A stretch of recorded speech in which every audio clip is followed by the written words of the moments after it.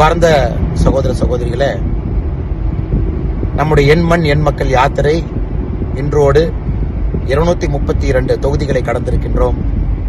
சற்று நேரத்திற்கு முன்பு 232வது தொகுதியாக மதுராந்தகத்தை கடந்துவிட்டு நாளை மறுநாள் திருப்பூரிலே காலையில 233, 34வது தொகுதியை கடக்க இருக்கின்றோம்.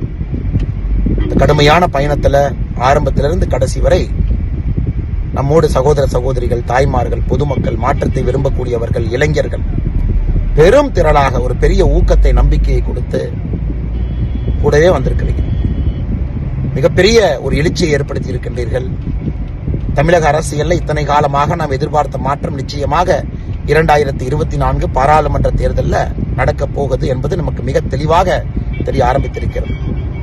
ஒரு பக்கம் மோடி ஐயாவுடைய அற்புதமான ஆட்சி, மற்றொரு பக்கம் தமிழக பாரதிய ஜனதா கட்சியினுடைய கடுமையான உழைப்பு, இன்னொரு பக்கம் தமிழக மக்களுடைய நேர்மையான அரசியலுக்கான இயக்கம். இந்த மூன்றும் 2024 நமக்கு ஒரு வெற்றி ஆண்டாக மாற இருக்கின்றன. என்னுடைய அன்பான வேண்டுகோள் உங்களுக்கு, ஆரம்பத்திலிருந்து கடைசி வரை பயணம் செய்தவர்கள், யாத்திரையை பார்த்தவர்கள், அன்புமலை பொழிந்தவர்கள், யாத்திரைக்கு உதவியவர்கள், யாத்திரையை பார்க்க முடியாமல் சில நேரத்திலே தவற விட்டவர்கள், உங்கள் அனைவரையும் உங்களுடைய அன்பு தம்பியாக நிறைவு நிகழ்ச்சி பல்லடத்திற்கு 27ஆம் தேதி மதியம் 12 மணி அளவில் நீங்கள் வர வேண்டும் என்று அன்போடு உங்களை அழைக்கின்றேன். இது உங்களுடைய விழா. இந்த யாத்திரை ஏதோ அண்ணாமலையினுடைய யாத்திரையோ பாரதிய ஜனதா கட்சியினுடைய யாத்திரையாக இல்லாமல் இது ஒரு மக்கள் இயக்கமாக, ஒரு எழுச்சி மிகுந்த ஒரு பயணமாக, நாளை நமது என்கின்ற நம்பிக்கை கொடுக்கக்கூடிய ஒரு வெற்றி விழாவாக பல்லடத்தில் இருக்க வேண்டும் என்று நாங்கள் கட்சி, பொதுமக்கள் எல்லோரும் விரும்புகின்றோம். என்னுடைய தனிப்பட்ட முறையில் ஒரு அழைப்பாக எடுத்துக் கொள்ளுங்கள். ஒரு தமிழ் சகோதரன சகோதரியும் நான் அழைப்பதாக ஏற்றுக்கொள்ளுங்கள். பல்லடத்துக்கு வாருங்கள். 27ஆம் தேதி 2 மணிக்கு நம்முடைய பிரதமர் அவர்கள் சரியாக அந்த விழாவில் இருப்பாங்க.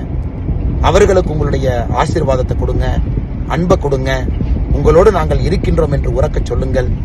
நீங்கள் வருவீர்கள் என்கின்ற நம்பிக்கை எனக்கு இருக்கு. 232 தொகுதி என்னோடு வந்திருக்கின்றீர்கள்.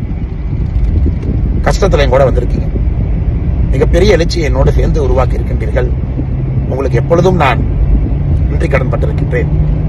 நிச்சயமாக இதை முடித்து காட்டுவோம். எடுத்திருக்கக்கூடிய பணியை வெற்றிகரமாக நடத்தி காட்டி தமிழகத்திலே அரசியல் மாற்றத்தை கொடுப்போம். நாளை நமது. பாரத் மாதா கி ஜெய். ஜெய்ஹிந்த்.